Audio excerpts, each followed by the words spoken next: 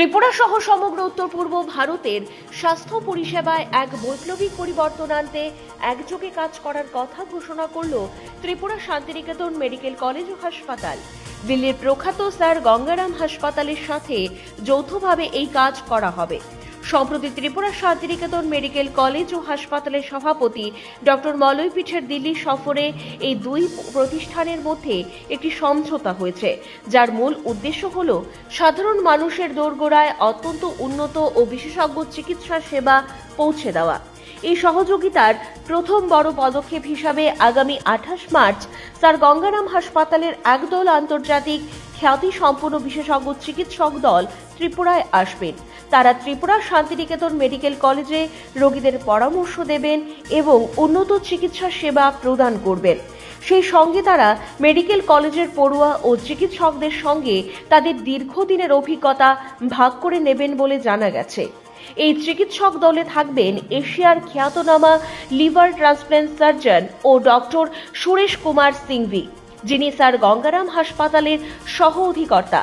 তার সঙ্গে থাকবেন doctor Rahul D Modi, co director gynaecological oncology, doctor Neeraj Agarwal, paediatric cardiologist, শিশুদের হৃদরোগ বিশেষজ্ঞ, doctor Rajat Chopra, senior orthopaedic consultant, doctor Uday Monga, ENT এবং হেড অ্যান্ড নেক সার্জারি বিশেষজ্ঞ।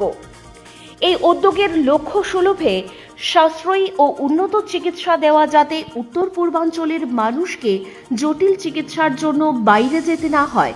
ত্রিপুরা শান্তিনিকেতন মেডিকেল কলেজ ও হাসপাতালকে সেন্টার অফ এক্সিলেন্স করে গড়ে তোলার জন্য, যেখানে শিক্ষা, গবেষণা এবং সামাজিক সেবা বিশেষ প্রাধান্য পাবে।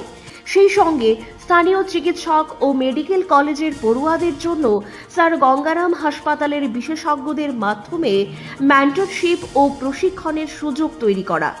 ত্রিপুরা শান্তিনিকেতন মেডিকেল কলেজ কর্তৃপক্ষের পক্ষ থেকে জানানো হয়েছে, এই মেলবন্ধন রাজ্যের স্বাস্থ্য পরিকাঠামোকে আরও শক্তিশালী করবে এবং উন্নত চিকিৎসা পরিষেবা সুনিশ্চিত করবে। এই ক্যাম্পের ফলে ত্রিপুরার স্বাস্থ্য শিক্ষা পরিকাঠামোয় এক নতুন গতির সঞ্চার হবে বলে আশা করা হচ্ছে।